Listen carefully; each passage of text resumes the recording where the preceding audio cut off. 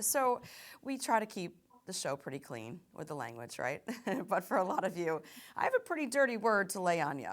HOAs, aka homeowners associations. Yeah, HOAs, they have a reputation for sometimes imposing maybe harsh or undue restrictions on what homeowners can do with their property, all in the name of keeping, of course, the property values high. Now, state lawmakers are looking at HOAs and the regulatory authority that they have alongside the most popular complaints lodged by homeowners to see what kind of legislation, if any, would improve the relationship between HOAs and home owners. So we have an awesome panel to talk about HOAs as well as home ownership and property rights this week on this show. So from Manatee County's District 3, we have Commissioner Tal Sadiq. Tal, welcome back to the show, Commissioner. And we also have real estate professional Mike Stewart. Mike is also the president of Keens Point HOA in West Orange County, so my neighbor there. And also we have Matt Petra, a board-certified real estate attorney with Zimmerman, Kaiser, and Sutcliffe Law, of course, in Orlando. Gentlemen, thank you for being with us here on In Focus. And Commissioner, if I may start with you. What do constituents tell you about HOAs? I mean, are they asking for perhaps some sort of relief from lawmakers? What do they want? I'll start with a good example. We recently changed our garbage contracts in Manatee County, and one of the things I've heard from constituents that live in HOAs is because of requirements that their HOAs lay out for how and where your trash can be placed, they're struggling with some of the contract changes with us. That's, that can vary per community, but we hear a lot of concerns as local elected officials about various rules and procedures that HOAs impose on the residents that they want relief from. And just yesterday at a board meeting, 2 days ago at a board meeting, we heard from residents uh, speaking about concerns with their condo association, but we directed them to DBPR and their condo association. But it tends to be a variety of issues related to design standards and other restrictions. And people seem to be pretty vocal about this stuff, right, Mike? I mean, you being a president of an HOA, you probably hear the complaints often. So why do HOAs get a bad rap if you think that's the case, or is that just a misunderstanding of what HOAs do versus what property management companies that work for the HOA do?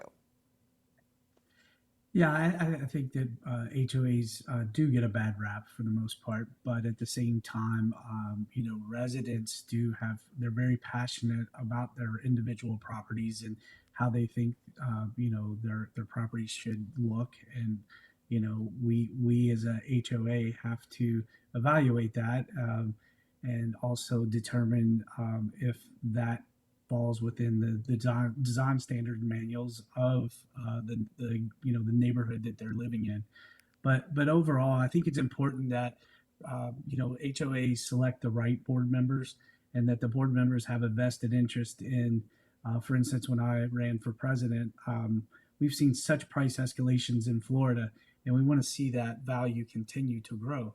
And so the reason I ran was to protect that, property valuation increase and continue to move that forward and continue that momentum. And Mike, sticking with you then, what are the qualifications that these board members must have? Who are they? I think it depends. The different communities. We have a lot of former business owners that are, semi-retired or retired that come in and provide valuable input. We obviously have real estate professionals, but we have it's a variety of different, individuals. And keeping in mind that most, if not all, HOAs are a volunteer position, so it is not a paid position. So that in itself says a lot about the folks who volunteer for HOAs. Yeah, that's a great point. And Matt, it might just boil down to the question of, do we actually need the HOAs? What is the biggest benefit?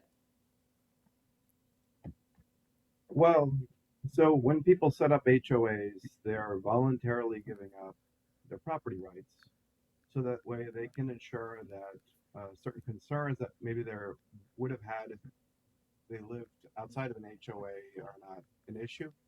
So maybe they'd be concerned that, oh, my neighbors might not be taking care of their properties very well, or maybe some of the landscaping around my home is not very good, or the signage, or perhaps they're looking for added security. It might be a gate operator.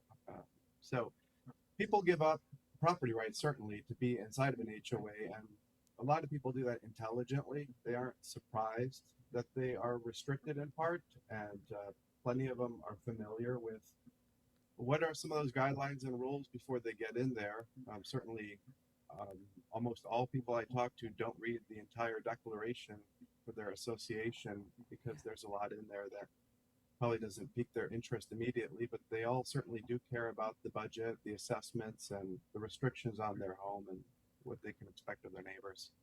So, Matt, break that down even further, talking about property rights of the homeowner.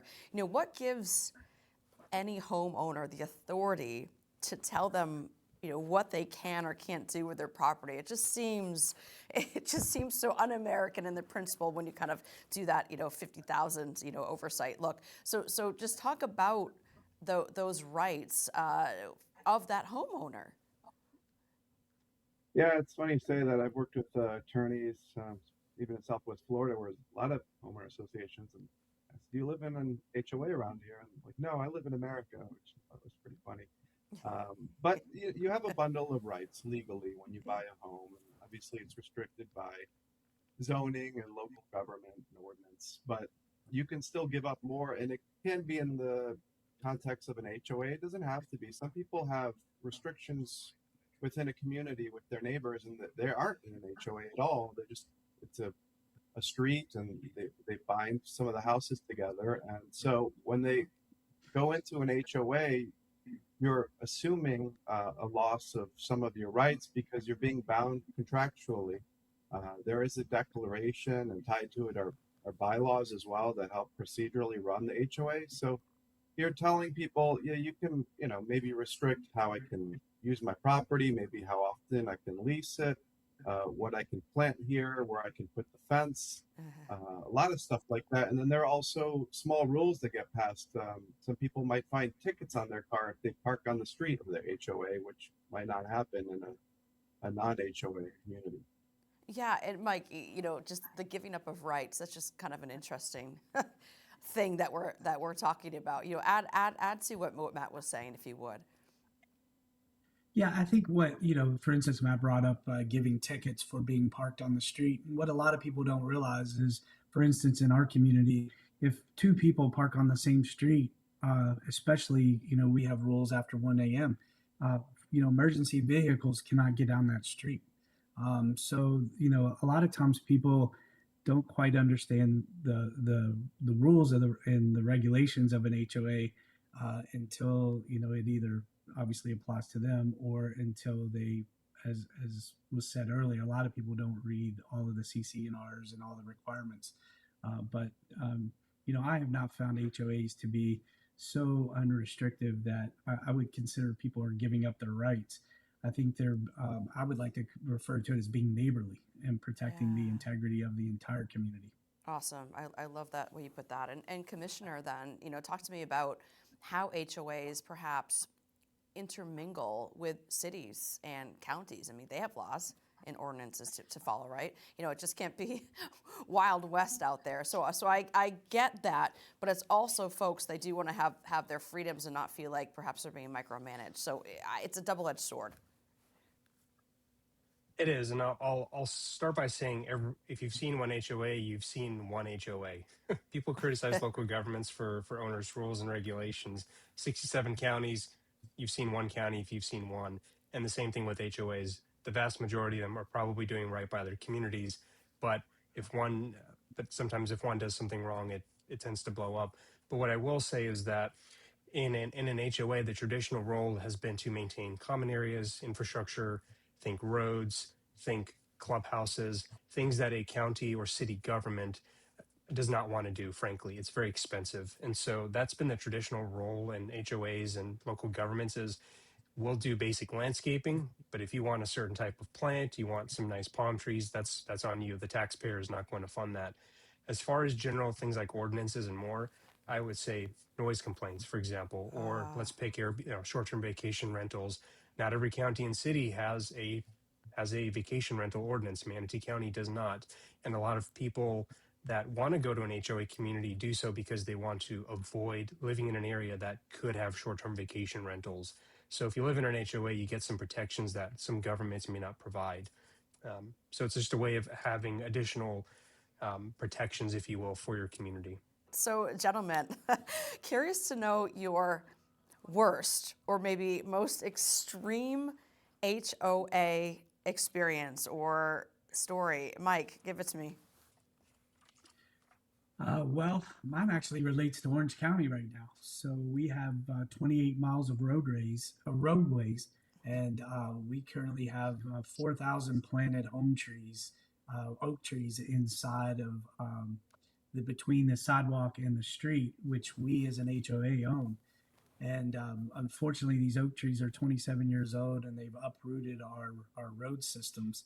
And we are a private gated community, and we have been in front of Orange County now 3 times because we need to remove about 130 of these trees. Wow. And unfortunately, we've been denied every tree, and it's put us in a tremendous liability situation. And I'm just bewildered by the idea that the county would put us in this position where our residents are really in severe harm every day.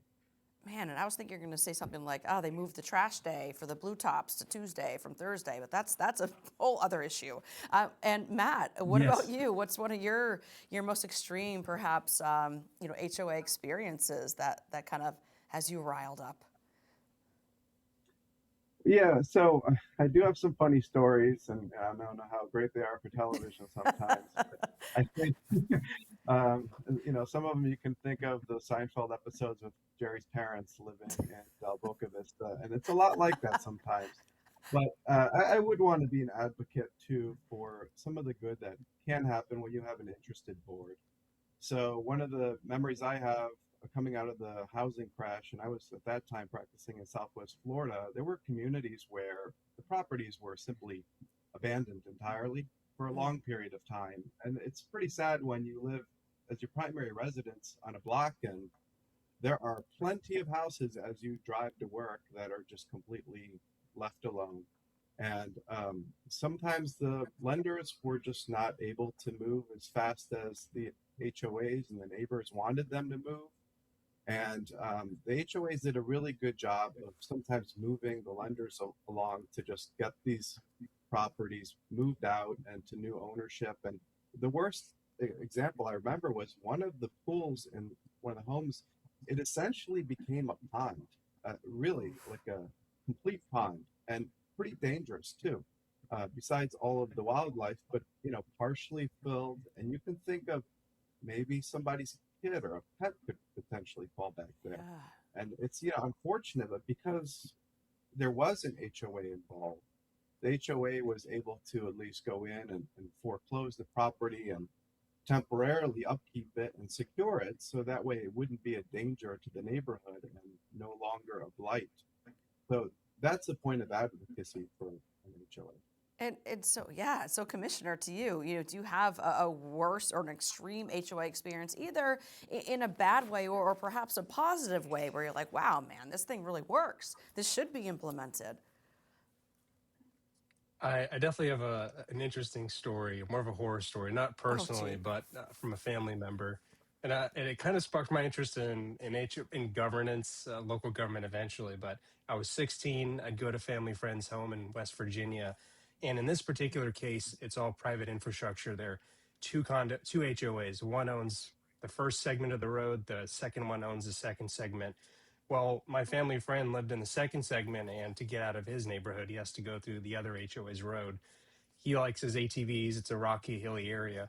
They did not want him to go on the ATVs because their covenant says you can't ride ATVs in that community. Obviously, that caused a lot of issues. And so there was some inconsistency around whether that was even legal. And so it ended up becoming an actual lawsuit. One HOA sued my family member personally. And so rather Wow. than get involved. And it's a small town. Everyone knows everybody here. And so it just got so absurd that my family member said, I don't have the money for a lawyer. I'm going to read the statutes. I'm going to read the law. And he would just file motion after motion in court, essentially driving up legal costs for the other HOA. Over a few years, this bankrupted them. And so I think he still owed some money on that. But all that to say, Wow. guys, let's just chill out and go get a coffee, grab a beer, and let the guy drive his ATV. Like, come on. Hashtag grab a coffee, grab a beer. I mean, this will solve everything. Goodness gracious. That's a horror story, I know. A lot of the world's problems could be solved over a beer, I'm telling you.